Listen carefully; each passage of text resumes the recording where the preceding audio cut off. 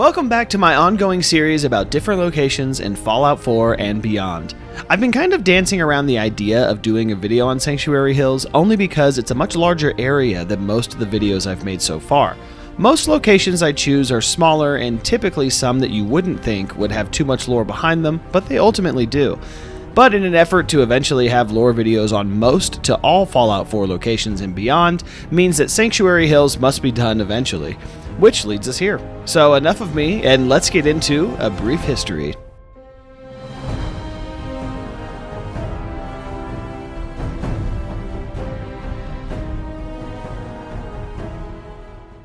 Before the Great War, Sanctuary Hills, which is a suburban neighborhood in Concord, Massachusetts, boasted modern homes designed according to the House of Tomorrow concept. Nestled on a small island surrounded by Misty Lake, the area was separated from the main town by a small wooden bridge. Among its residents was the sole survivor, their spouse, their son Sean, and their robot butler, Codsworth, among many others. On Saturday, October 23, 2077, as families settled into their weekend routines, their radios and television sets shattered the tranquility with reports of nuclear detonations in New York and Pennsylvania. At 9:47 a.m., the nearby city of Boston was struck, particularly an area that would later become known as the Glowing Sea, among other potential smaller strikes. Panic swept through the population, forcing everyone to flee. Most attempted to seek refuge in the underground shelter of Vault 111, but only those who had reserved space were able to make it inside in time before the nuclear missiles struck and devastated the area.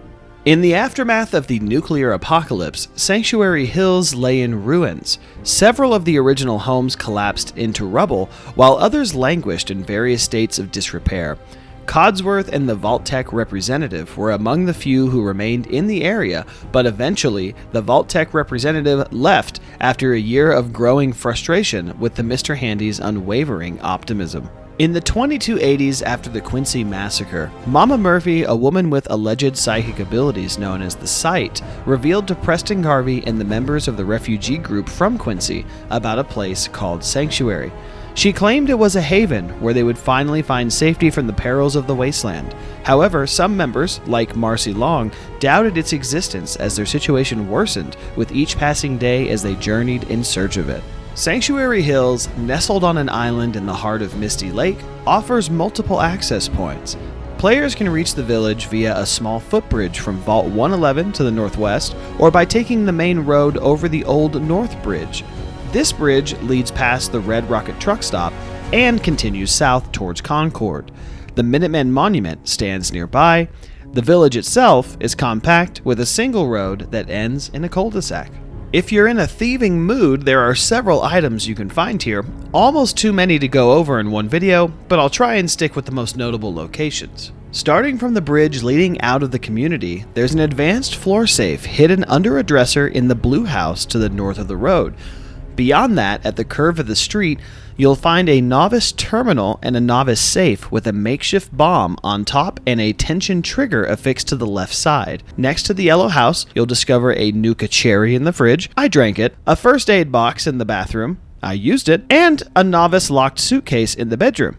I looted that. In the sole survivor's house, you'll find an issue of Grognak the Barbarian on the kitchen table and a Your Special book under the dresser in Sean's room. There's also a novice safe in the house and a root cellar around back of the next house down the street just before the roundabout. This shelter is built under a neighboring property, 2 houses up from the sole survivor's house in 2287. It seems Jahani, the owner, couldn't secure a spot in a vault, so he built his own shelter. Sanctuary Hills, of course, can transform into a potential settlement after completing When Freedom Calls and assisting Preston Garvey and his group in escaping the danger in Concord. Subsequently, either personally escorting them there or returning at a later time will trigger the mission Sanctuary, which will provide a basic introduction to the settlement system and essential skills like making beds, cultivating crops, obtaining water, and fortifying Sanctuary Hills. To make this easy, let's rapid fire these last few points. Sanctuary Hills is pre-equipped with a armor workbench, chemistry station, cooking station, a power armor station, and a weapons workbench. In terms of notable loot, you can find a Grognak the Barbarian issue number 3, the same one we mentioned earlier, on the kitchen counter of the sole survivor's house and the Your Special book in Sean's room, and you can acquire an extra special point to your attributes when reading said book. Other than that, while in the root cellar, you can find some sweet gold bars to sell and get some extra caps. Lastly, pre-war, there was about 20 named residents of Sanctuary Hills, and I'll list them here, so pause if you'd like. And post-war, there is about 7 named residents, plus some unnamed settlers that stay throughout your playthrough. And that's a wrap on Sanctuary Hills. How did you guys like the lore here? It's definitely a little more interesting than I was expecting, but I'd love to hear from you.